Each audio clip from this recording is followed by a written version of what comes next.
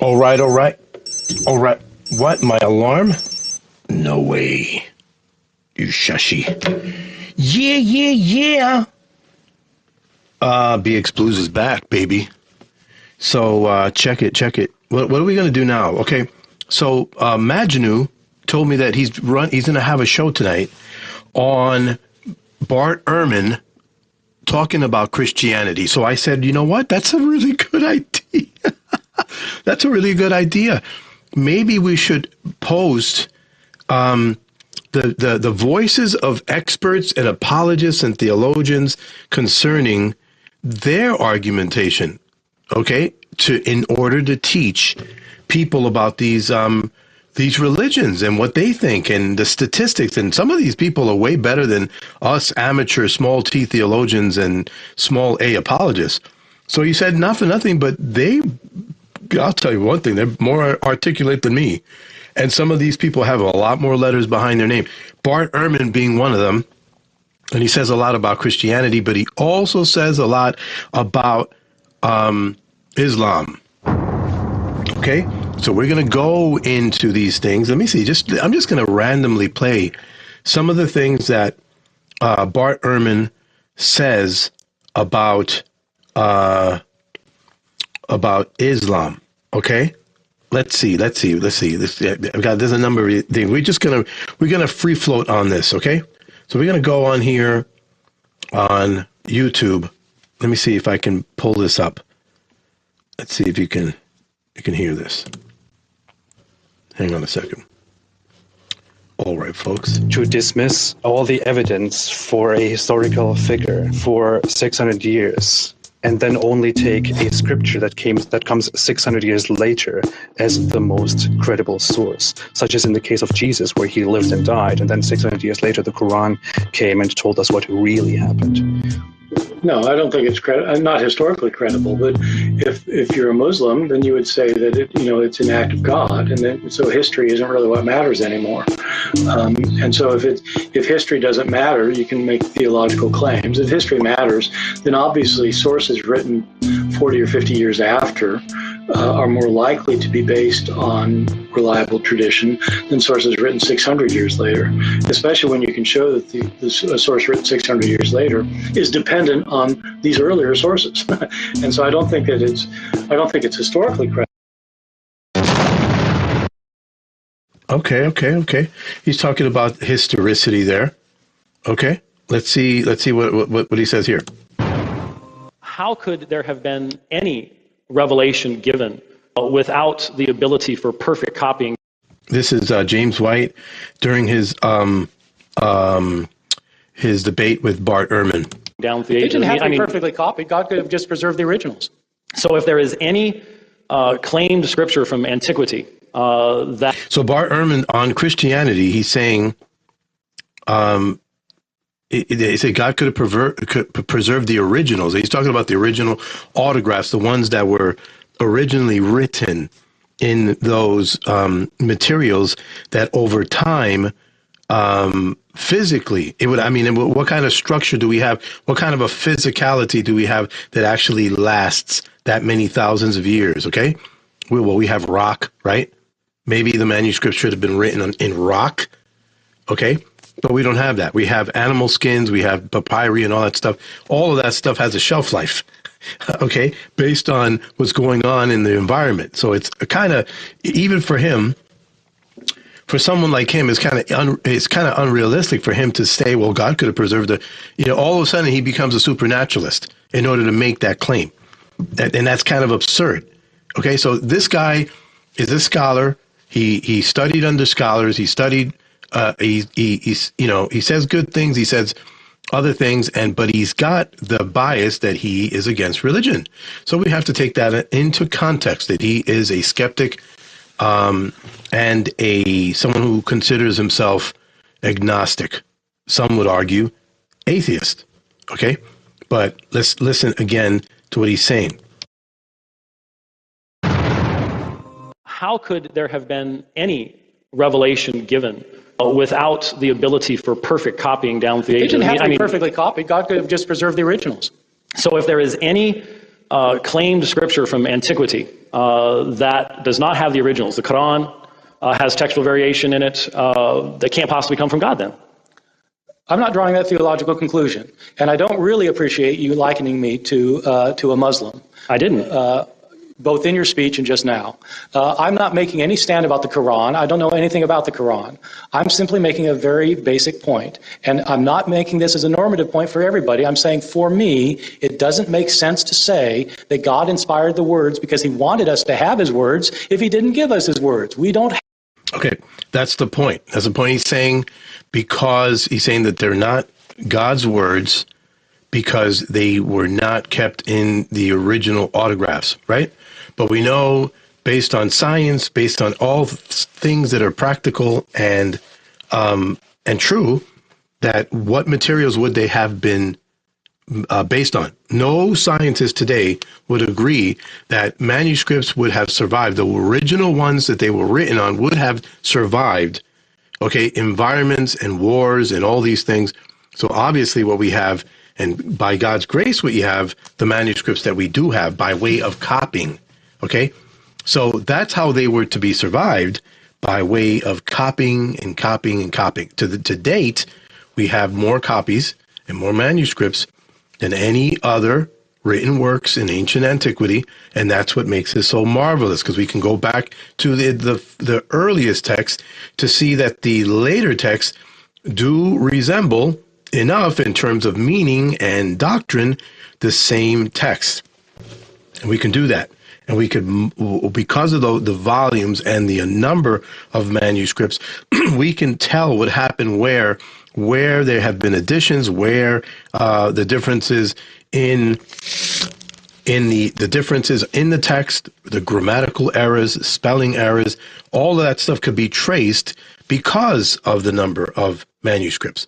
Okay, so if it weren't because of the sheer number of the manuscripts, we would not be able to tell and be able to follow the manuscript evidence in totality, year by year by year by year. Okay, in terms of history. Okay, we don't have that with the Quran. We just don't. Okay, so let's continue. Let's see what we got here. Oh, this is Bart Ehrman. Says completely destroys Muhammad hijab. What does it mean to be unreliable? Muslims believe in Jesus Christ. There's a lot of interest, I think, from the Muslim community, and many Muslims feel that your conclusions, your historical conclusions of who Jesus Christ is more commensurate with the Muslim idea than it is with the Christian one. I really do think Jesus was crucified and that he really was dead and buried. He thought that he was a son of God. That is, after all, why they crucified him. In the Quran, it's mentioned if this book was from other than God, they would have found in it many contradictions. I've had phone books that are inerrant, but I certainly don't think God gave them. A necessary condition for a book from God not to have contradictions. That's an assumption about what kind of book God could write. It doesn't make sense to me for humans to say what God has to do. There has to be something within Revelation which distinguishes. So to be honest, he contradicted himself here from what he said in the first video. So it's not an assumption that we should think that how God is supposed to do what. And yet he said that God could have preserved the original text with some unknown material in which it would be preserved. Okay, that's unrealistic and it doesn't make any sense. Okay, but it is true that it is not for man to determine how God is to be able to do things. However, he does make the claim that he, as an apostate, he still believes that a man named Jesus Christ was indeed crucified in the first century. That's his position. And Muslims will use a lot of what he says in terms of the what he believes to be the reliability of the accounts of the text. He doesn't argue against the historicity of the early attestation of the claims and the material of the text, but what he says, he doesn't believe in the accounts and what they're written, because he trips over what are called not only the variants, but also the Bible difficulties in terms of the wording and things that could have been wrong. He says because of that, he makes much of that in terms of unreliability, right? But he's not talking about the material text itself. he's talking about the accounts. Okay, that Peter was Peter and that James was James, and that, that's what he's talking about, because he doesn't believe in the accounts of the historicity of the early church, whereby they would know who Matthew was. They would know who John was. They would know and assign these books. And they said that they were anonymous, when in fact they can't be anonymous when you're talking about people who followed the claims of Christ, and the very witnesses themselves would be proof as to why they're copying these manuscripts so many times. Why are there so much manuscript evidence of people, if they thought that they were anonymous and they weren't sure that this was from Paul or this was from John, why would they copy so many of them then? Why would we have the volumes that we have now? Obviously, they did believe that they were who they claimed to be, right? And then when you look at the Gnostic texts and how they read completely differently, you'll notice that they're the ones that are not anonymous. They say that they are the Gospel of Thomas, the Gospel of Mary, and whatever. They have no shame in assigning. So we recognize that early on there was a consensus that those were fakes. Okay, that they were not genuine, and they were found and written, and they date back as far as during times when all of these people had already died. Okay, so they have a standard, a number of markers that they utilize in order to determine what is reliable and what is not reliable. Wishes it from human speech so as to act as an evidence. Yes, I know that's your argument. I'm saying who says it has to be? You are. Yeah, exactly. If it's not, then anyone can claim prophecy or prophethood. But Christians say that's what the Muslims are doing. They're just claiming things for themselves. This is Bart Ehrman literally laughing at Muhammad hijab, and he's saying, but these are just claims. These are claims. The claims that came afterwards, the claims of Islam that comes 600 years later, okay, is going against a larger body of textual evidence and historical evidence, church evidence, okay, is going against that. Muhammad's time was in 600 to 700, right? In the formation of Islam. But Christianity was well established, and we have total written codex, okay, in the 3rd and 4th centuries, okay, of the written books that date back to the 3rd and the 4th century. Complete books of the manuscripts, okay, codices, books written, some front and back, the pages. We have that. And then this is 3rd and 4th century. Muhammad is later on in the 6th, in the 7th century. Okay, so then he goes back and he says, no, this stuff isn't real. This has been corrupted. But they have this evidence already in their hand. But then everything in the Quran basically talks about the people of the book, but there then is no evidence that he knew anything about the doctrines of what they believed when he calls Mary one of the Trinity. And then the description of Jesus playing with clay, creating birds. Okay, that was stripped from Gnostic texts that were way back from the 3rd and the 5th century. Okay, that's when that was taken. A Gnostic representation of Christ. And then they talk also about the Torah, demonstrating that they do not understand the Torah. Today they say that things that happen in the account of the Torah, that date hundreds of years before Christ, they say that, oh, that's wrong. That didn't happen. Those accounts did not happen. So they basically cherry pick and they take out the stuff from the Old Testament, they take out stuff from the New Testament, and then they claim that they have authority. And on top of that, they say, well, they tell Muslims that you have to go to the people of the book. They're the ones with the authority. With what Jesus came and claimed, they're claiming that you can trust in the people that have the Gospels. But then the Gospels and the Torah, go back to them because they have what was given to them before, right? Authenticating what they have. But yet, Muslims today say that the book has been corrupted. So where was it corrupted? At what point? In what year? How was it happening? What's the evidence of it? That's all completely in silence. They have no argument for that. Let's look at the next video. Have you ever wanted to see your home from space? With this free satellite Earth? All right.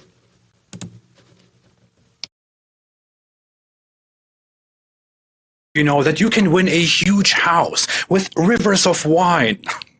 Just kidding, we don't do that here. What I do want to announce is a very exciting seminar by Dr. Bart Ehrman. It is titled, Did the Christmas Story Really Happen? The Birth of Jesus in History and Legend. This is a full-day event on December 5th, where Bart Ehrman will talk about several very interesting topics, such as in regards to that. First off, I'm sure you have come across the fact that many Muslim apologists kind of seem to appeal to you and quote you and try to kind of, I would say, use you in order to, validate their Islamic beliefs.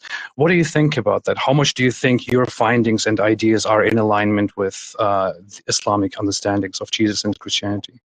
So this is kind of a humorous side of this that you probably don't know, which is that the two groups that most missionaries and apologists who most like to use me are Muslims and Mormons.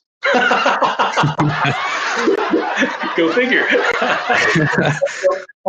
I think both groups are interested in showing that their own scriptures are important, and in the case of Muslim apologists, the idea is that the Quran doesn't have any of these problems, and therefore Islam is a superior religion. I'll tell you where I would agree when it comes to the New Testament Gospels and the entire New Testament. We have many thousands of copies, and they do have lots and lots of differences among them. Hundreds of thousands of differences among our copies of the New Testament, but most of those differences are completely insignificant. Like, they don't matter for anything. We're counting like misspelled words and things like that. So they don't. But some of them do matter. They affect how you might understand a passage or a book or the entire New Testament. And that needs to be highlighted because they use this man so much, knowing that he's an apostate, knowing that he's a skeptic. They use this guy. Christians would have already passed him by for the longest time, but the enemies of Christianity will continue using this guy, okay, knowing that in his road to trample over Christianity, he's spitting and crapping on all those other offshoot religions like Islam and Mormonism and Jehovah's Witnesses. Okay, so when they utilize them, they're also shooting themselves in the foot. And the problem is that there's a spiritual thing that's going on there where what you do is you utilize your enemy to use your enemy, to attack your enemy. The enemy of your enemy is my friend. That's their philosophy. And it's a shot in shooting themselves in the head when they do this, right? Because here you have a person who has to admit that none of the variants and none of the problems that we have within the text change any of the documentation, change any of the doctrines in history of Christianity. Okay, he has to also admit that they attest really well back what was going on in the consistency from the earlier text to the other ones, simply because most of the variants that are on there, and there are many, are superficial. And not, I wouldn't say superficial, but they're not enough to change the meaning of the doctrines, not enough to change the meaning of the text. A person could probably have a less than basic cursory reading of the text, where they would have to study and say, okay, what does the Greek in this section say? And they do a little bit of homework to kind of reread and have a different renditions on the text, but it's not to the extent that you have something that's illegible or something that you're unable to understand. Okay, that's what he's saying. And so, en route to stepping on the Christianity, because he doesn't believe in anything supernatural, he's an apostate, and he denies Christianity. He's going to cause a lot more damage to Mormonism. He's going to cause a lot more damage to Islam. He's going to say a whole lot worse about Islam, and that's what they don't realize in their impulsive necessity to step on Christianity. They end up shooting themselves in the head whenever they use this guy. the Quran's just not like that, obviously. I mean, the Quran has been faithfully copied for many, many centuries. So that part is absolutely right. That, in my opinion, does not make Quran a superior book. It means it's a better. So that's a contradiction to what these earlier scholars. He said this in 2021. But there are Quranic scholars that would disagree with him. Faithfully copied. What do you mean faithfully copied when there's 30 different copies of the Quran? Some Qurans have less chapters than other Qurans, and other Qurans have more chapters than they need. Okay, so if you look up the work on J. Smith, he pulls together a number of other scholars and Western scholars that go through the Quran and basically state that no, that the historicity of the Quran and the piecing together of the Quran not only comes later in date, over 200 years after the life of Muhammad, but there's no consistency regarding the text. Many of the popular Qurans have errors in it, like you can't believe the variants that are in the Qurans. And mind you, the Quran is like half the size of the New Testament, okay, and the quarter of the size of the whole Bible, okay, and all of that, you have a whole lot more trouble with the Quran than you do with the New Testament manuscripts. Better copied book. It is possible to make many, many copies of a book without making any mistakes, and it has no bearing on whether the book is true or not. Yeah. I mean, the example that I use with my Christian audiences usually is that, Adolf Hitler's Mein Kampf is in millions of copies without a single letter different among them. There's no bearing on whether you want to believe it or not. He got copied well.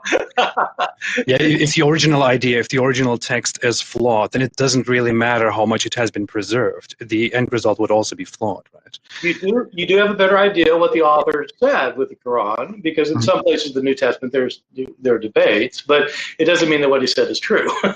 And so that's a whole different question, and you can't really use me to show that Islam is truer. You see, that is central to this man.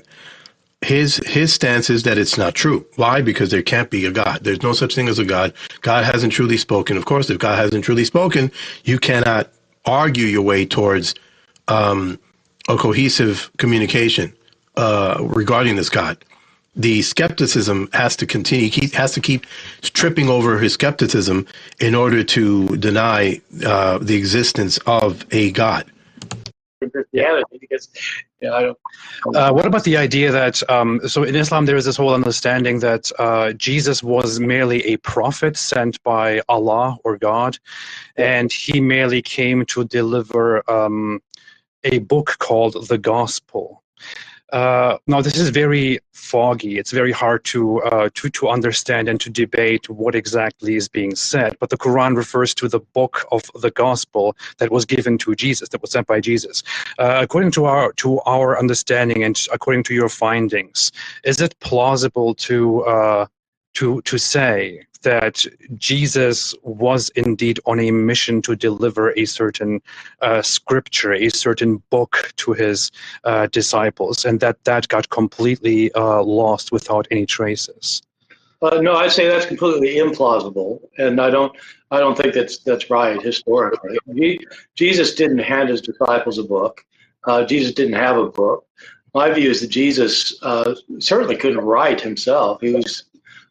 And I don't know if he could read. It's interesting, there's only one passage in the New Testament where Jesus is said to be able to read, and it's a later passage. And so I don't know. He was raised, I'm talking about the historical Jesus now, the actual man Jesus. He was raised in a very small little place called Nazareth, which, we're not sure how large it was, but they've dug it up, and it was a small place. There were no public buildings, just kind of really very bare housing.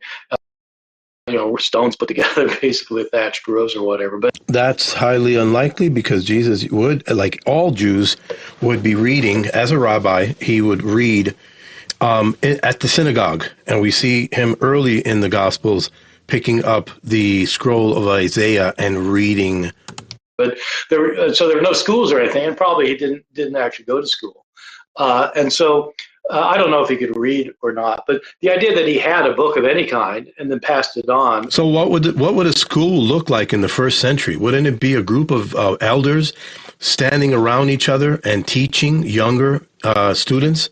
I mean, how sophisticated of a school do you need to consider? And this is a man who comes from Ivy League trained schools, and he cannot. Then he's supposed to be a historian and a religious scholarly work professional, and yet he's thinking. I don't know. It almost seems like he's thinking about a university level understanding of what a rabbinical school would look like in the first century. He's having a hard time with that. And thinking that because of that, he could not have read, because that he could not have scholarly understanding. That's like extremely primitive and prejudicial. Is implausible, and it's nowhere in our early sources that says that. So I don't think that's what's going on. The Gospels that we have are written 30 or 40 or 50 years later. And so there's nothing to suggest that his disciples couldn't read, by the way. I mean, two of them, Peter and John, are actually said in the New Testament to be illiterate. Acts chapter 4, verse 13, they're agrammatoi, they can't read. So I don't think he was passing on books to them. And could it be said that the earliest Christian accounts about Jesus, that the Gospels and the Epistles are very much accurate about Jesus and about the words that he spoke? Or could it be argued that there is a huge, vast corruption of what he actually was and what he actually said? Yeah, I mean, I wouldn't call it a corruption. What I would say is that Jesus taught his disciples, and he did things that they saw, and when he died, they told stories about them, and these stories passed along in oral circulation for a long time, for 20, 30, 40 years. What about certain sources like the Proto-Evangelium of James, for example? Certain extra. This is the account of Jesus that they have in the Quran. This is how they represent Jesus. They didn't know Jesus. There was no proof that the writer of the Quran, the writers of the Quran, actually knew Christianity and what people believed, because the representation that they used was one that was taken and borrowed from Gnostic sources.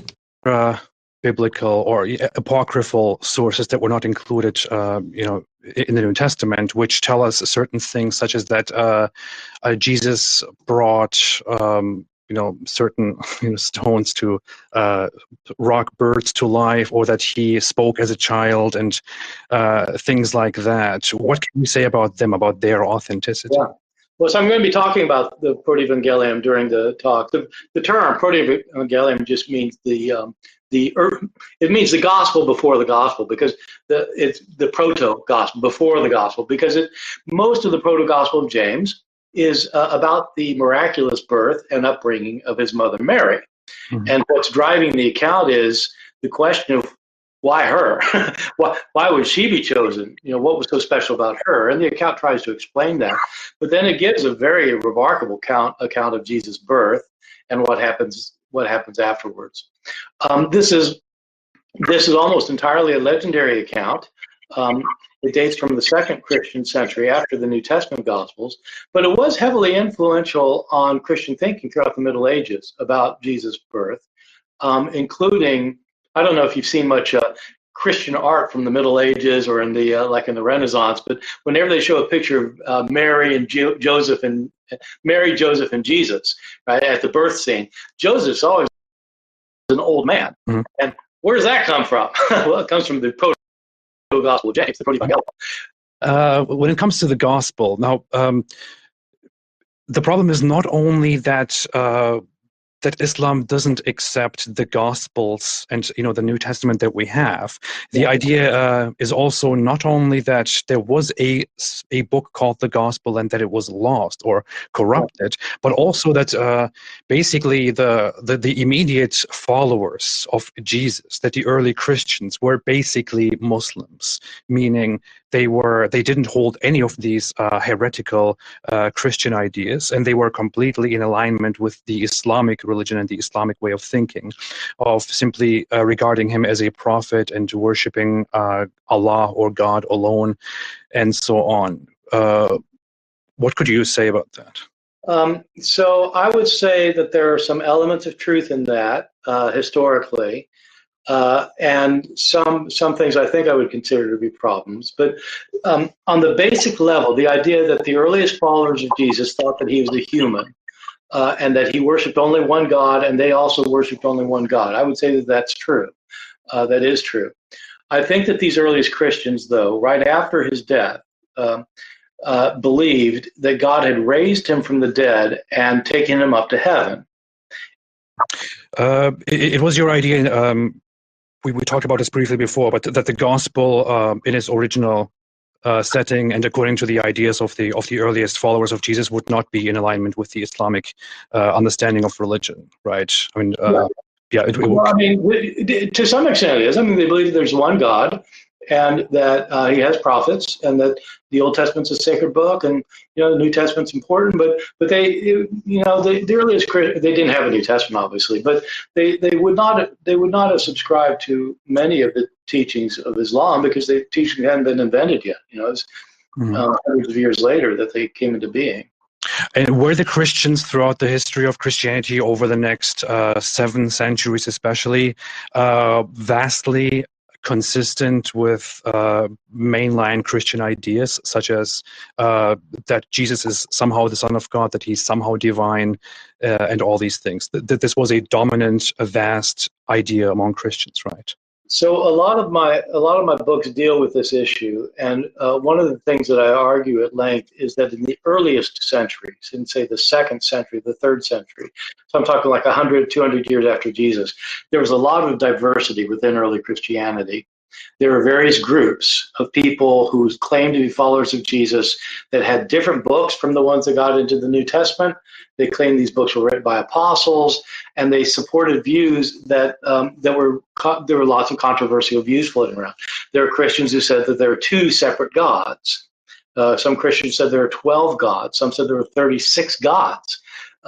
Some people said Jesus wasn't really a human being, but he was fully God. Others said he's... This is all mostly Gnostic understanding, and the Gnostics that came afterwards that argued this way, and very bizarre. And the proof is that when you read the Gnostic Gospels, you see how differently they read, and why historically the Christian church denied them as authentic in terms of with comparison to the Gospels. And were the Christians throughout the history of Christianity over the next 7 centuries especially vastly consistent with mainline Christian ideas, such as that Jesus is somehow the Son of God, that he's somehow divine, and all these things? That this was a dominant, a vast idea among Christians, right? So a lot of my books deal with this issue. The idea that Jesus was merely a prophet who came in his time and who just spread a message of prophesying or informing the people about the coming of a more significant guy like Muhammad in the future. Is this a plausible idea? It's plausible up until the time that you say that he's predicting somebody yet to come. I think that Jesus thought that he was the last. I think he was a prophet in the sense that he believed that he was speaking God's word. And I believe he thought he was the last prophet. I think he thought that he was the Messiah who was to come. Well, that's curious because Jesus said that John was the last prophet. Okay? Jesus identified John the Baptist as the last prophet, right? And he made in his parable, he spoke about his servants that came, and then finally a son that came of a master who had a son who had sent his servants and then finally sent his son, right? We know that in the Gospels, that's a parable that Christ gives, right? In that parable, the parable encompasses the end of time, okay? The end of the world, it ends in judgment. And the parable is encompassed on all of that, and it doesn't talk about anyone else coming after the Son. Okay, so I mean, it's just ridiculous that you have to defend this. But so if you ask the question, did Christ think that there would be another prophet that came after him? Absolutely not. And there's no evidence. And this is what Bart Ehrman is saying, that there's no evidence that Christ had even alluded to anyone else coming after him. In fact, he was the idea was in the whole Christian tradition and Christian church and everything was taught in last days prophecy is that Christ himself would come, right? So anything in tradition, anything written in Scripture, everything from all four corners, in the totality of all of these things in terms of the Christian faith, there's no room for a Muhammad. There's no room for any of that. And that in his view, I don't think Jesus expected to get crucified. I think just the opposite. I think Jesus expected. That defies what he said, that he said the Son of Man will be crucified, then he'll be put to death. That literally goes against what he states in the gospel. So if Bart Ehrman is talking about what was said and what was not said in the gospels, he just quoted something that was said in the gospel and said that it wasn't in the gospel. Okay, we can find that now. Okay, that that we have Christ talking about his death and burial and resurrection, right? So he knew he was headed to the cross. Scripture was being written within the gospel during the trajectory of him in the Garden of Gethsemane, and when he was being approached to how did he think he would die? Right. He also said, "If I be lifted up, I draw all men to myself." He was speaking about this concerning his death and how he would be killed, the lifting up. Okay, so Bart Ehrman is he's a skeptic, and his work is best in terms of the material comparison of the manuscripts. Okay, in religious texts, but he's not good at piecing together the narrative of Scripture itself. He chokes on Bible difficulties. And because he does that, and you've got other false religionists following after his sandals, they make the same ridiculous arguments as well. God to send his kingdom to earth. And when the kingdom came to earth, he was going to make Jesus the Messiah. And Jesus would be the ruler of this future kingdom. Finally, what do you think about the comparison between Muhammad as a figure? I don't know how much you are familiar, but Muhammad as a religious historical figure and Jesus as a historical figure. Do you think they are similar, comparable, different? What is your view on this in general? In terms of their messages, you mean, or in terms of whether they historically or who we think they were, or what? In terms of their messages, and as far as we have information on them, on how they were. Well, I'm not a scholar of Islam, and so I'm not really equipped to say whether the sources on Muhammad can be considered reliable from a critical point of view. Of course, that's very fair of him, because, like I said earlier, he's not the man to talk to in terms of scholarship of Islamic and hadiths and all that stuff. For that, we have other sources, right? But without a doubt, the only reason why I'm presenting him once again, I'm presenting him today, is because we've got Muslims using him and utilizing him as some kind of source against Christianity. Whereas, like I said before, while he tramples Christianity, he also craps along the way and kicks and disturbs the offshoots of Christianity even worse. Okay? And he has to, because of that. They are from a Muslim religious point of view. They're completely reliable. And that can be said about Jesus too. From a conservative Christian point of view, the information on Jesus is completely reliable. What would a hardcore historian who doesn't have any religious commitment one or the other say about Muhammad?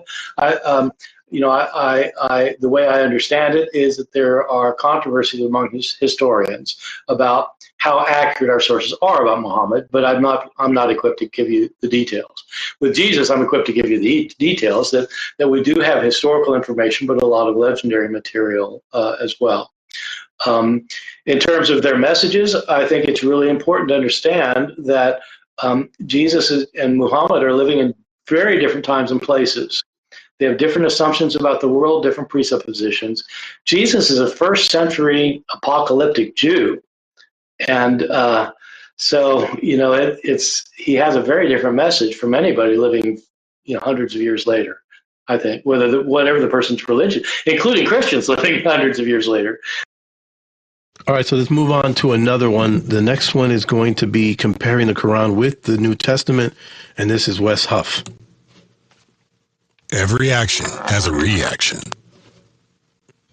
Let's get into this video. I'm trying to go as fast as possible because I'm short on time. Hang on.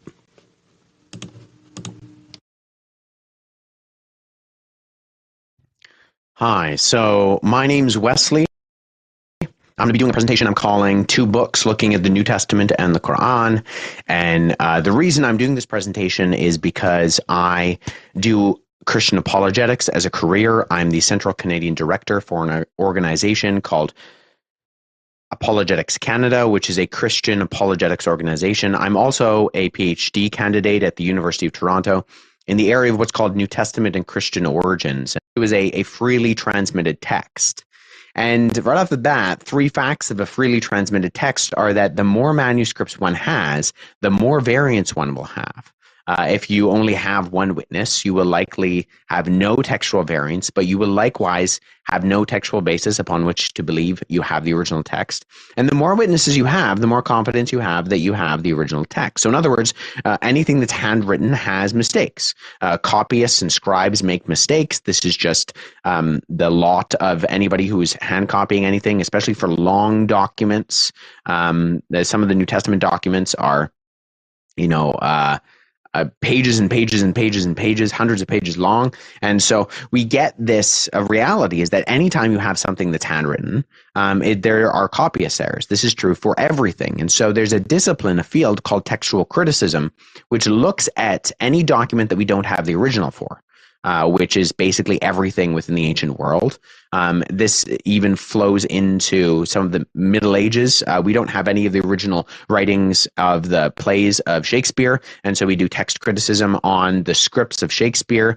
This is true for religious documents, for writings of the classical era, like Tacitus and Pliny and Homer. It's true for the Epic of Gilgamesh in ancient Babylonian, Assyrian literature. And so anytime you don't have the original, you have to do analysis on the text in order to trace it back to the original. But that results in mistakes. And so one of the methodologies that's used is comparative analysis in order to trace back the original. It's not the only one. There are external and internal arguments that are used, but it is definitely one of them.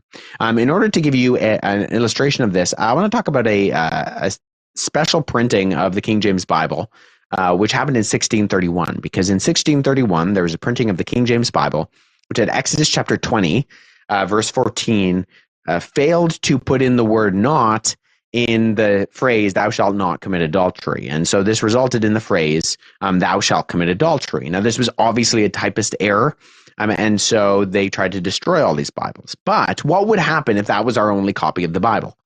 Okay, or what would happen if we had 2 printings from 1631, one that said thou shalt not commit adultery and one that said thou shalt commit adultery? That would be an issue, right? Because if you only have 2, you have a lot less comparative analysis to be able to figure out, well, which one's the original, what is the original author, what is their intent. Now, obviously, this is an easy one because you would estimate from the other commands of the 10 Commandments that it would be thou shalt not commit adultery, based on both the structure of the other 10 Commandments, as well as, the moral code in general and the character of what is being talked about in the Mosaic Law. Nonetheless, you would have far less confidence within the rights of the text to be able to do that comparative analysis if you only had 2. If you only have 1, you have no differences, but you have to trust that that person got it right, who copied it. And if you have 2, you have more confidence, but you're still relying on very little data. Old manuscripts of the Quran, right? So in 1972, the Sa'ana palimpsest was discovered in Sa'ana, Yemen. They were doing some updates on the mosque in Yemen there, and they kind of poked a hole in the wall, and these manuscripts fell out. And because of the investigative tools we have, we can do things like expose them to ultraviolet and radiocarbon light. And what that showed was that there was actually, this is what's referred to as a palimpsest. There was original copy of the Quran. It was washed clean, and then a different copy of the Quran was written on top. And we have a different text of the Quran underneath, which is shows variation in scribal accuracy from the copy that's written on top. And we have differences within the Quranic text from this Alam palimpsest. In 2015, the Birmingham Quran was discovered, and likewise, this was showed textual variation within the manuscript tradition of the Quran. The Birmingham Quran is very important because it was a late 7th, early 8th century manuscript, which is very, very early. And it likewise showed textual variation. One of my first grad level papers was on analysis of some of the diacritical marks that differed within the Birmingham Quran.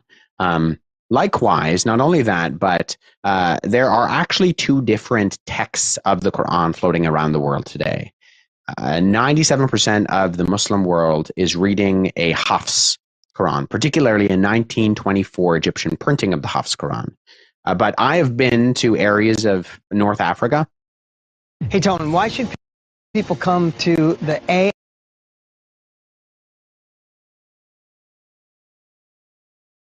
Quran is being read? And the Warsh Quran, although only 3% of the world reads the Warsh Quran, it differs.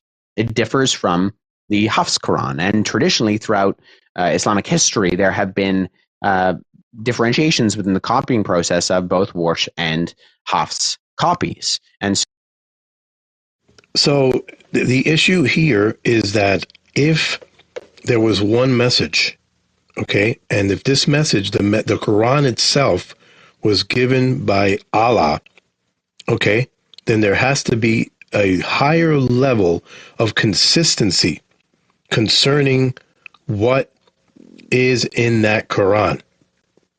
So there cannot be another Quran that reads differently, okay?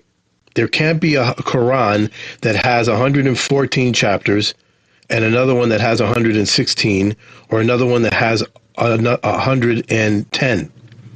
Okay, you can't have that because it's got to be as perfect as the claim says it is. Okay, we don't claim that God in Christianity doesn't claim that God gave a book to humanity. We claim inspiration in the lives of his messenger. Okay. And as imperfect as the messenger is, as imperfect as the message gets to us in terms of its material validity, okay, that's within that, the message itself is carried along. And we see that in the manuscript evidence that we have, that the message has stood clear for 2,000 years, right? But in the Quran, if the Quran reads completely different, and if certain things are not, if total chapters are missing, right? If we have the story of Uthman, who took other renditions of the Quran, created a rendition of the Quran, and tossed everything else out, if this also again happened in the 20s, okay, where before the Hafs text was established as the universal Quran in Egypt, then you have to say that, well, they take other Qurans and they toss them out. That's what Wes Huff is talking about here. If you take that copy of that King James Version because it had a printing error in it and you toss it all away, now you lose record within the manuscript evidence in the history that it existed. Then somebody can come around and say, well, wait a minute. How do we know that it's not just that one word that was missing? Maybe whole sentences, maybe whole paragraphs, maybe whole books were missing. But now if we hold on to that same manuscript evidence, we leave it in history as evidence, and now we recognize as he can speak today historically and say that this manuscript came from the King James Version, one of the printings of the King James Version, okay, in 16 what did he say, 1630 or something like that? No, yeah, 1630 something. And now we know exactly what happened, when it happened, you see, because of the transmission of the text. But that's not the same thing if we claim, okay, that the text itself perfectly was given from God. That's a totally different argument, okay? And a whole lot harder to prove. So it's incorrect to say there's only one Quran in one sense, because historically there have been a number of iterations and readings and recitations of the Quran. So if you look up a lady, Hatun Tash, I believe she's a Turkish lady who went around the Muslim world and found 30 copies of different Qurans from different parts of the Muslim world. She found at the time I think she found 26 copies. Now I think they're up to 30 different type of Qurans, different Qurans with variations, making them different and saying different things. And there's studies in that you can look up as well to demonstrate that this is true. Okay? We don't have that with the manuscript evidence. If you have something that's different in the text, we add that to the manuscript evidence. We grab, if there's variations, we don't toss things away. We don't burn books. We don't toss them in the Nile. Okay? We keep them and use them as evidence to show where the problems lie, right? That's what's done with the New Testament text, right? But in history, in Quranic history, you have the third caliph, Uthman, okay, about 20 years after the life of Muhammad, that took the witnesses of the words of Allah and he basically standardized his own Quran, and he tossed out all the other ones when he saw that there were differences there. Okay? And then again, this happened again. They're saying for the formation of the Huff's Quran, the same thing happened. They tossed out the material that had the variations. But even today, they couldn't stop because there's still about 30 different Qurans that are out there. So this is why scholars everywhere are recognizing in the West and also in the East, of course, they're not going to admit it, in the East, they've recognized that this is why the standard Islamic narrative, okay, has holes in it, and there's problems with the transmission of the Quran. Fred Donner, who's an Islamic scholar and scholar of the ancient Near East at it's University of Chicago, says Quranic studies as a field of academic research appears today to be in a state of disarray. Those of us who study Islam's origins have to admit collectively that we simply do not know some very basic things about the Quran, things so basic that the knowledge of them is usually taken for granted by some scholars. Dealing with the other texts, they include questions as: how did the Quran originate? Where did it come from? And when did it first appear? How is it written? In what kind of language was it written? What form did it take? Who constituted the first audience? How was it transmitted from one generation to another, especially in its early years? When, how, and by whom was it codified?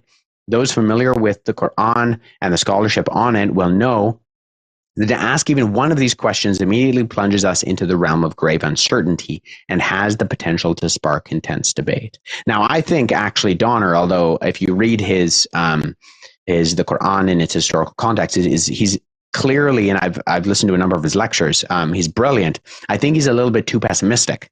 I would actually give more benefit of the doubt to the traditional Islamic sources in the Hadith and the Sunnah to a certain degree. But the Hadith, I think, actually have more credibility than Donner ascribes to it. But this is actually a mainstream opinion in the Western world. Well, that's ironic that Wes Huff would even say that, because you've got Yasser Qadi, who's a Islamic scholar and a Muslim himself, who says that he recognizes that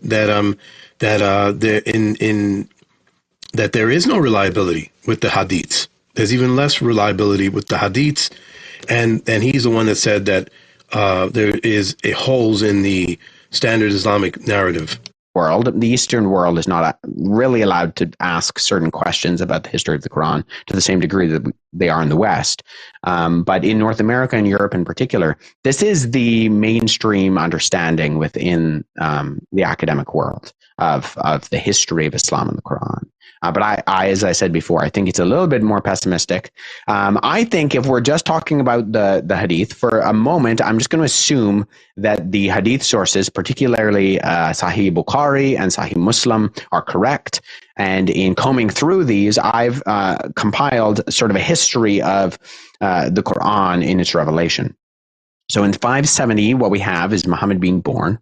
The Quran is first revealed in 609, and we have that recorded in a number of places. But particularly in Bukhari, Book 1, we have the story of Muhammad going into the cave and meeting the angel Jibril, and at that point he's commanded to recite in the name of your God. And so at that point you have the start of what is the revelation according to the traditional Islamic sources of the Quran.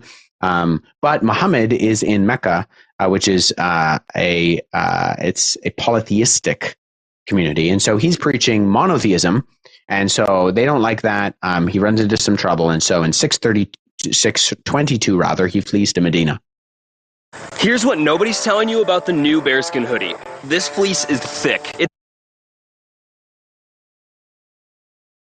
He flees to Medina, but he gains a significant following in Medina, and he goes back in 630 and he overthrows Mecca. Now, he does this peacefully, and we have this recorded in Sahih Bukhari, Book 5. And so he overthrows Mecca peacefully. He gets rid of all of the idols in the Kaaba. And at that point, you have sort of a Muslim takeover of the Arabian Peninsula. The majority of the Arabian Peninsula during Muhammad's lifetime is then converted by different means. And there's sort of a call to the Christian and Jewish tribes throughout the Middle East to come and recognize the Prophet Muhammad. The majority of them don't. But that aside, Muhammad dies in 632. Muhammad dies. And at this point, the Quran has not been written down. There is no evidence from any of the hadith, Sahih Muslim, Sahih Bukhari, or any of the other hadith that you look at, that says anything about the Quran being written down in its entirety at this point. The Quran at this point is a memorized document. There are individuals following Muhammad around. They're called the Qurra. They're the immediate followers and disciples of Muhammad. They memorize what he's saying. And so you have this period between 609 and 632, as I said before, that is this period where the Quran is revealed. But Muhammad dies, and then you have, the debate as to who will succeed Muhammad, which starts, the origins of the Sunni Shia debate. Granted, there's a lot more that goes into that is developed over the decades and centuries. But you also have individuals, tribes within the Arabian Peninsula. They find out Muhammad's dead, and they basically say, okay, well, we're not Muslims anymore. We never really were. We just, didn't want to suffer penalties for not converting. And so then you have a period which is recorded in a number of Islamic sources, traditional Islamic sources. There's a good recounting of it in the Sirat Rasul Allah by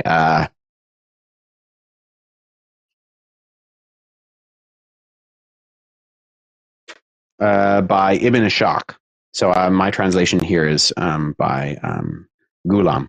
But Ibn Ishaq records, the life of Muhammad, Sirat Rasul Allah. And so it records some of these, after Muhammad's death and proceeding, what happens within the wars of the apostasy. And there's one battle particularly that happens during these wars at Al-Yamama. And at Al-Yamama, we have this recording of quite a few of the Muslims, the Qur'an, who had memorized the Quran, dying. And so the Caliph at the time, Abu Bakr, his advisors come to him and they basically say we're going to be in trouble because these people are dying and we will lose the Quran.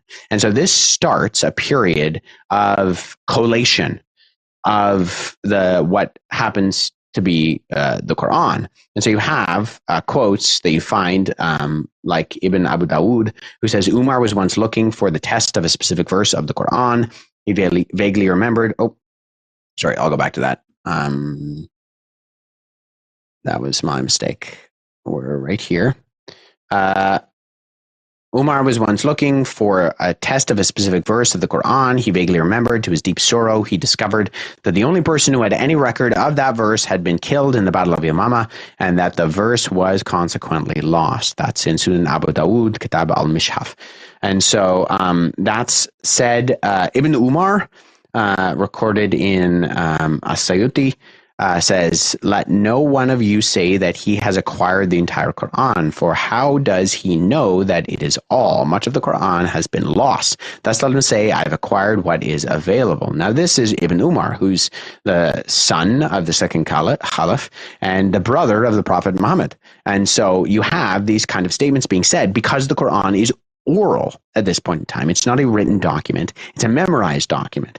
And so this starts the process at the Battle of Yamama. We also have Abu Bakr, who himself, recorded in Sahih Bukhari, book 6, says, so I started looking for the Quran and collecting it from what was written on palm stalks, thin white stones, and also from the men who knew it by heart, till I found the last verse of Surat al-Tawbah, repentance, which Abu Khazaimah al-Ansari and I did not find it with anybody other than him. So they're looking for this particular verse in the Quran. They can't find it with anybody except one person who survived at the Battle of Yamama. And so that means that there were verses that were only memorized by one particular individual that were like known in the community, but there was only one person who had it. What's to say that there weren't other verses like that? And so starting with Abu Bakr, you have this period which ends with Uthman. And Uthman, the other caliph, in 635, starts a process where his advisors come to him and they say, save this nation before we differ about the book, talking about the Quran, as the Jews and Christians did before us. That's Sahih Bukhari. And so you have this, period of time where Uthman is realizing that Abu Bakr started this process of collation, but the problem is now they have written Qurans that differ with one another because people are remembering things slightly differently.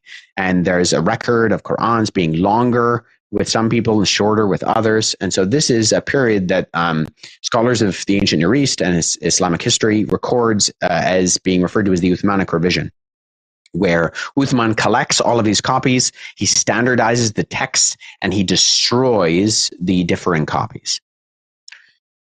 You already know Mike Lawler voted to cut Medicaid, but did you know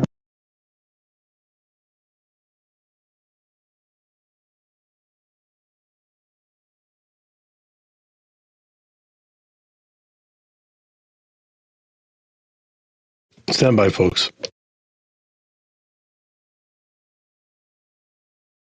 A later writer, Al-Hindi, in the 9th century, who I think this is a little bit hyperbolic, but this is kind of the narrative of how this happened. Heavy penalties were threatened against the disobedient.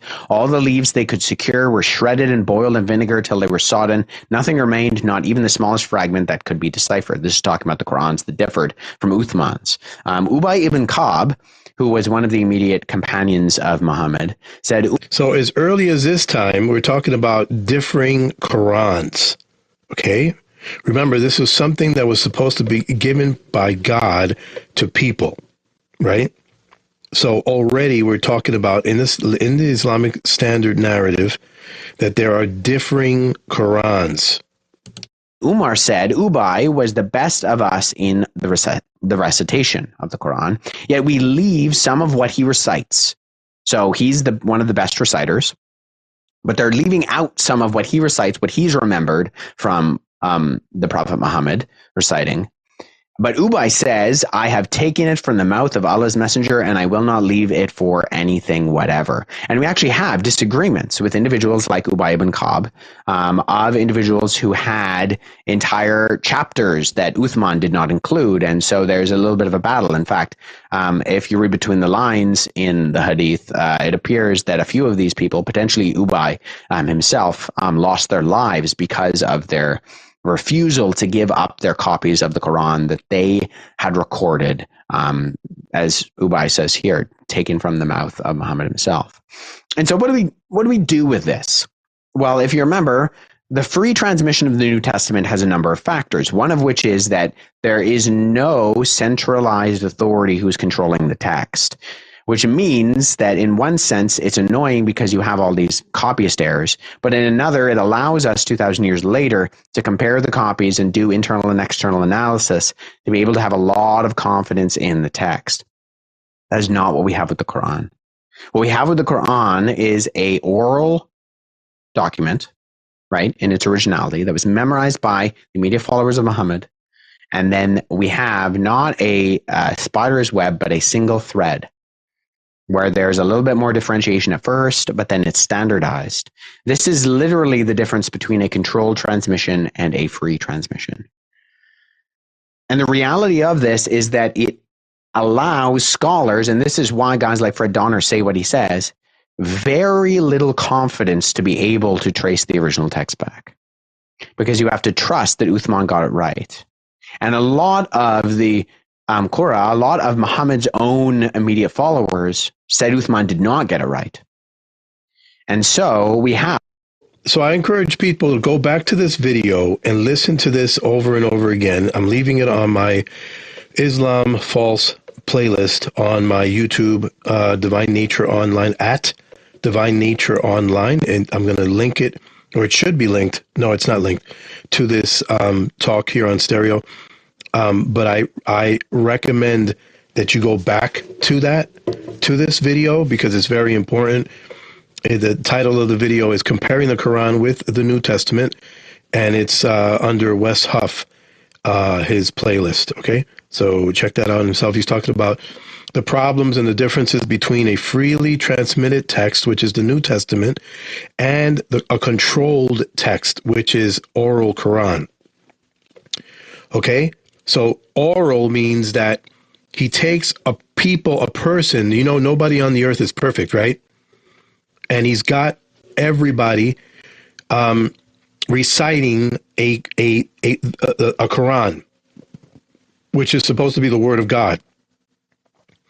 But now they were dying off, so he had to quickly get all of this down from this person, and you have to hope that he got it right? Even though he's perfect. The Quran doesn't teach us that he made him perfect in order to be able to establish and to hold on to that Quran perfectly in his mind. It doesn't say that. That's not part of the narrative here. All right.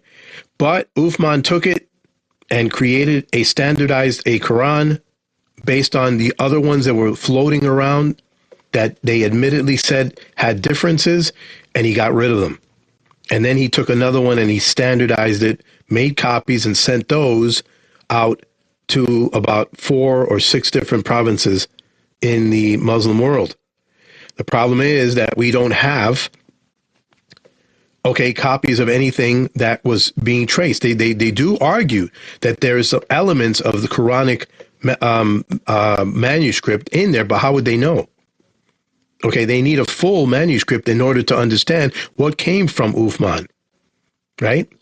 In order to say that this Quran has elements of this and this, you could find those elements here and here. But what good are the elements if not the very Quran that in its entirety should still exist, right?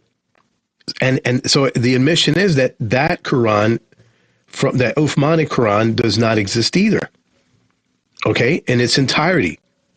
Even if there's Qurans that have elements of it, it doesn't matter, because you're supposed to hold on to a complete Quran for completion when we're talking about perfect transmission. So we see the differences between the freely transmitted text and a controlled text. Controlled text has a lot more opportunity for problems, and not that freely transmitted text doesn't.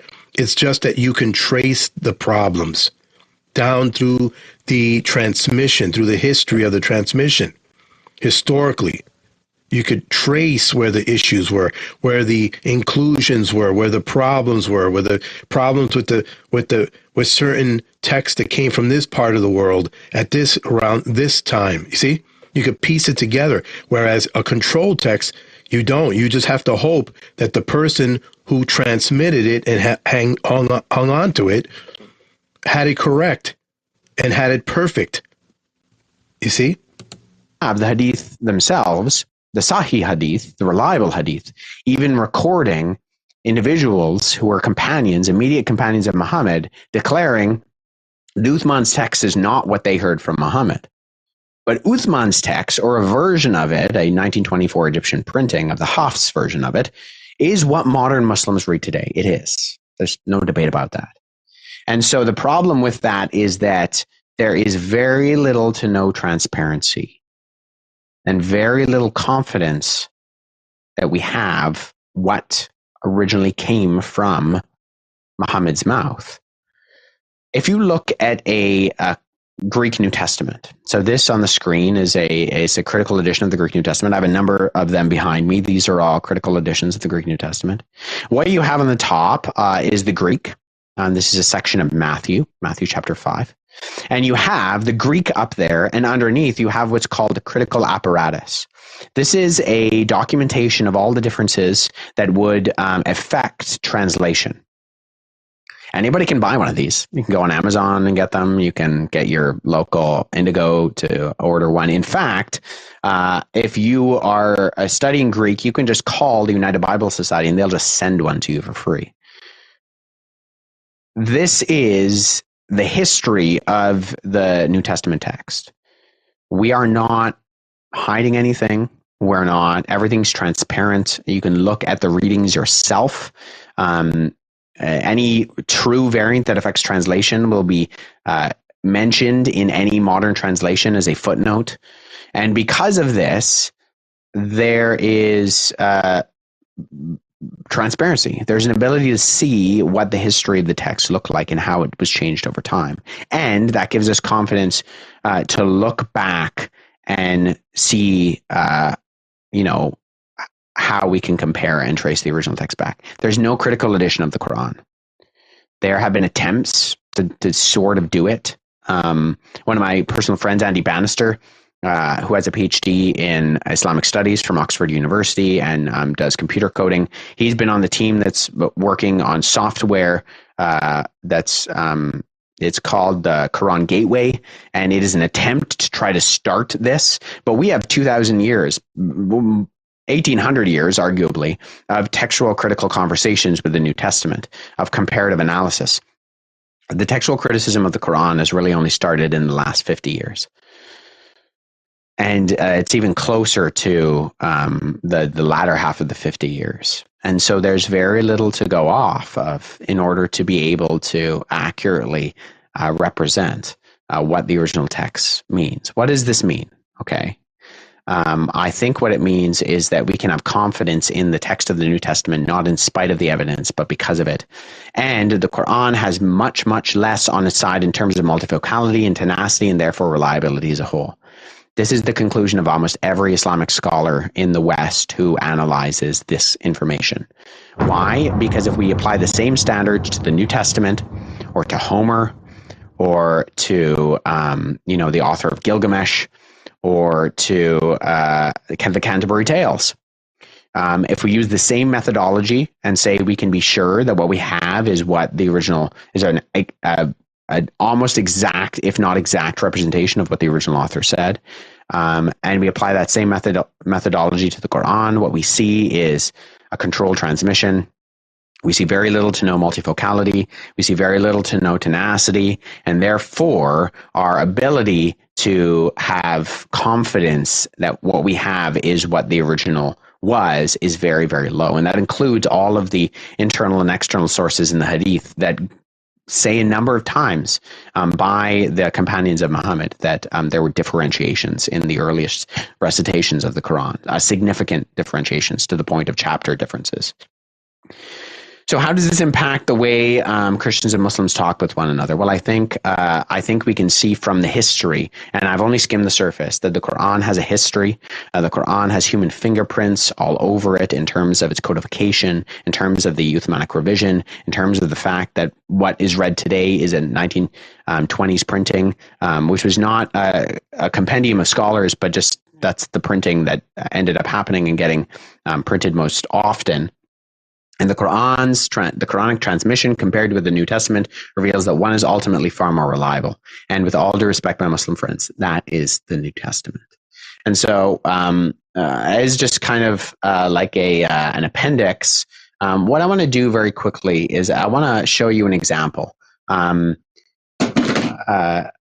have on the screen, unfortunately, I was trying to get pictures of the manuscript themselves, but if you're able to trace them down, so he's going to go into a visual here, and I'm not sure if I can continue forward with this because it's going to be on the video. Again, I encourage people to go find this video and check it out for yourself, comparing the Quran with the New Testament, West Huff, and you'll be able to see this comparison at the 38-34 mark of the video. Okay, and yeah, let's see. If not, I'll move on to the next chapter.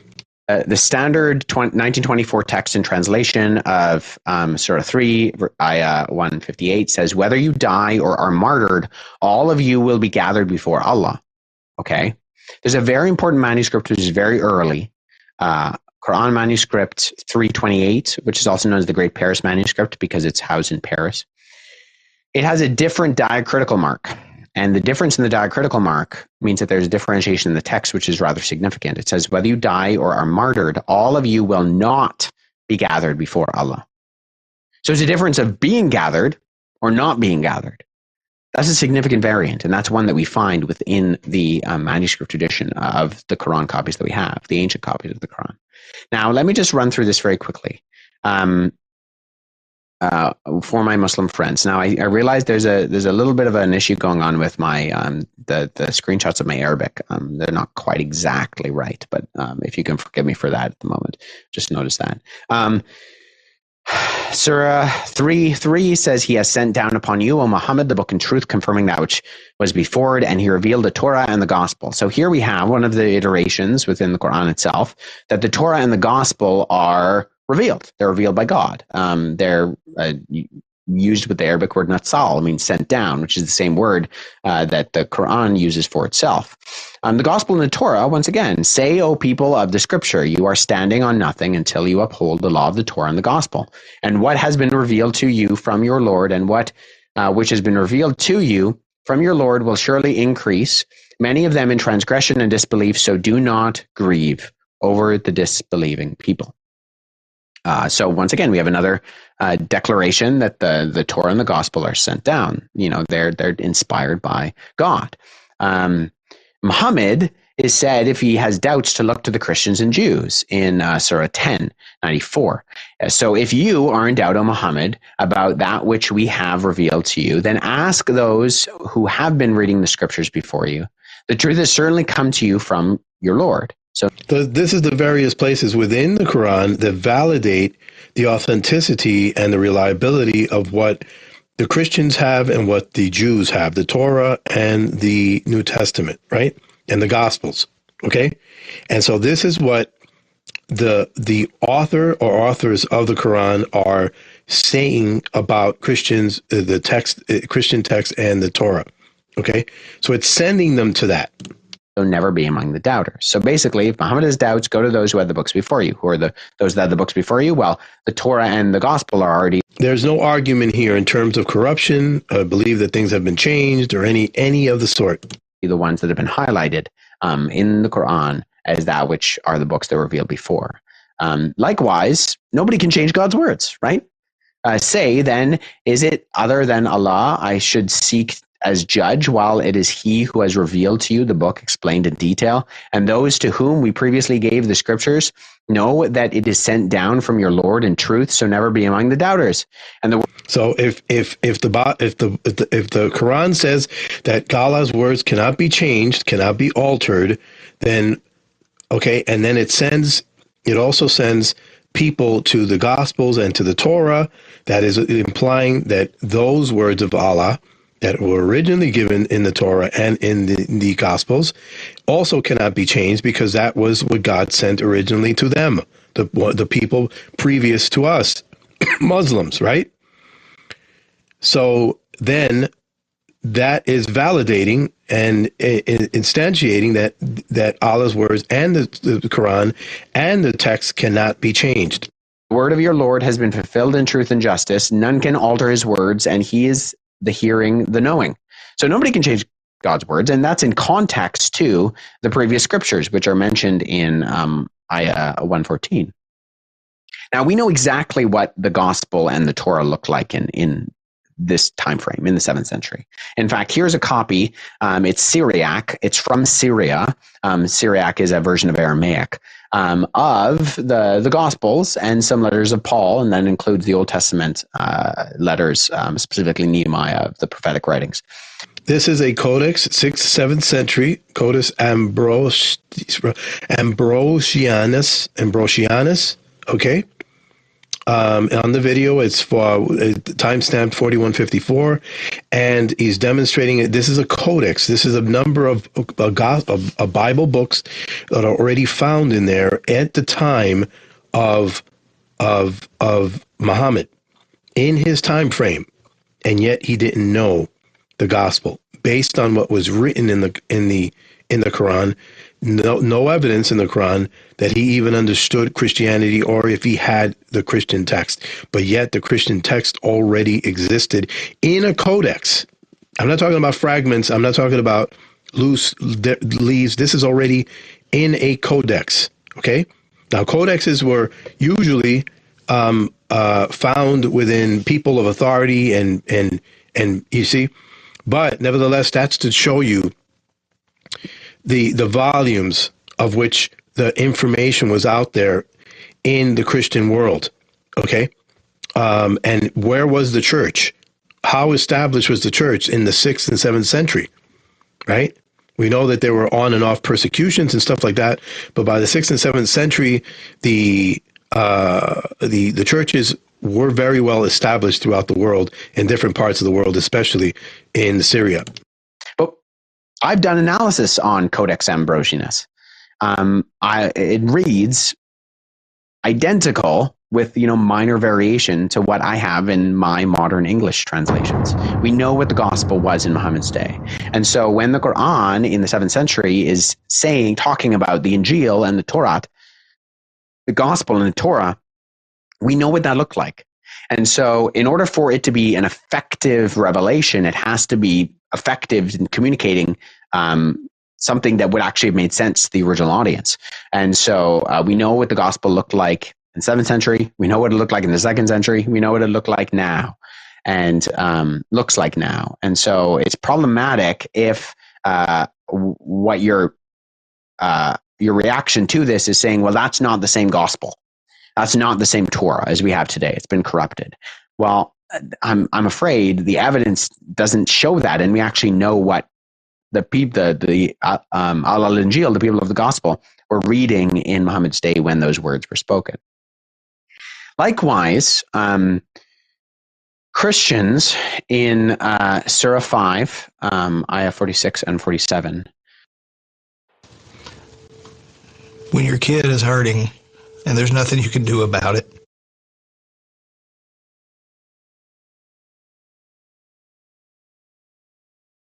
It says, and we sent down, following their footsteps, Jesus, the son of Mary, confirming that which came before him in the Torah, and we gave him the gospel, in which was guidance and light, confirming that which preceded it, of the Torah as guidance and instruction for the righteous. Now, this is the kicker. And let the people of the gospel, the Al-Injil, that's me, right? I'm a Christian. I'm a person of the gospel. Judge by what Allah has revealed therein, and whoever does not judge by what Allah has revealed, then it is those who are the defiantly disobedient. My Muslim friend, if you're listening to this, I do not want to be the defiantly disobedient before God. However, if I take this seriously as a person of the gospel, and I judge by what Allah has revealed therein, in the context of that is the gospel, and I judge the Quran by the gospel, I find the Quran false. I find it false. And we see, I think, this stream. We have the Torah, which is given to Moses, and then we have the gospel, which is given to Jesus, which confirms the Torah, and then we have the Quran, which is given to Muhammad, which is confirms the previous revelations. However, when we read the gospel and the Torah, they outly contradict what the Quran says, and so what we have to do, and what the Muslim sheikh who I quoted earlier from his book, he has to destroy that ring, and he has to come up with a sort of methodology of corruption within the gospel and the Torah in order to have the preservation of the Quran, because the Quran continually talks about the gospel and the Torah being given by God as a confirmatory utterance, being natsal, as I said before, sent down. That's problematic. That's problematic for the traditional Islamic narrative. We know what the Christians were reading in Muhammad's day. In order for these types of commands to be effective and understood by Christians, then it would have to have been the gospel and the Torah that the Jews and the Christians were reading then. And likewise, if it was to some group of the people of the gospel, to some gospel we no longer have, then all of the mentionings of the people of the gospel are invalid today, because that group no longer exists. And so there are whole sections of the Quran that speak to a group that is non-existent anymore. I think that's problematic. I think that's problematic for the understanding of the Quran. So if you do away with that link, you have to get rid of the others, which I think actually invalidates the argument the Quran itself is trying to make. So I hope that makes sense. Thank you so much for taking the time to watch this. All right. So that's basically what he's saying is that there are holes in the standard Islamic narrative, and as I did before, I wanted to share. I'm at the end of this podcast at this point, but I wanted to share also the very words of one of the top leading Muslim scholars, Yasser Qadhi, who also admits to the hole in the standard Islamic narrative. And the reason why I utilize this is not because I care about Bart Ehrman or his scholarship. I respect him as a critical text scholar, and he's got a really good points. He's well respected, and he even admits and has to recognize that the material evidence of it is legit and understandable, and it has the best attestation for anything in its time in ancient antiquity. He has to come to that recognition.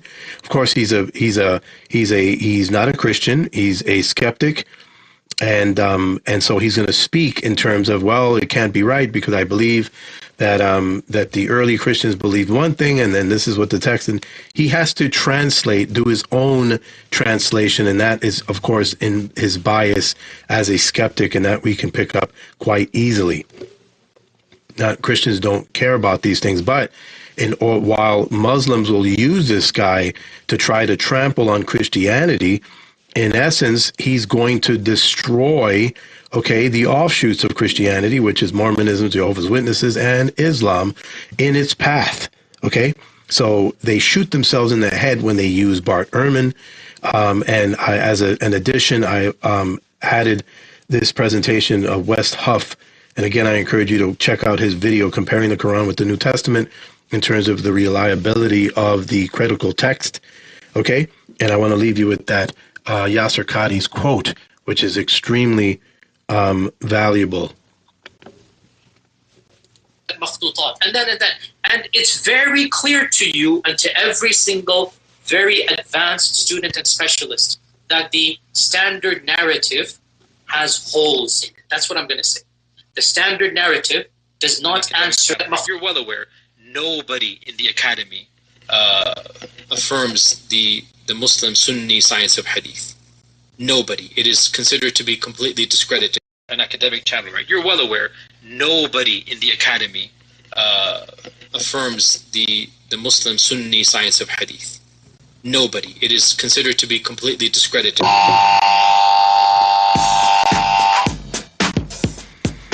Yeah. Well, thanks for joining me today. I hope this will help you in terms of the resource. I hope this is a resource. I hope your good old friend BX Blues can be a Christian resource for you. And as we brush through a lot of the weeds of the confusions and the lies that we have, I'm actually working on a series where I'm dismantling different worldviews and trying to basically just go after the arguments and the arguments that are presented against Christianity and help people to at least put arguments on the table for analysis with proper critical thinking. Hoping that that's the case so that people can come to a better understanding and they'll chase down truth. At the end of chasing down the truth, you're going to probably find that you're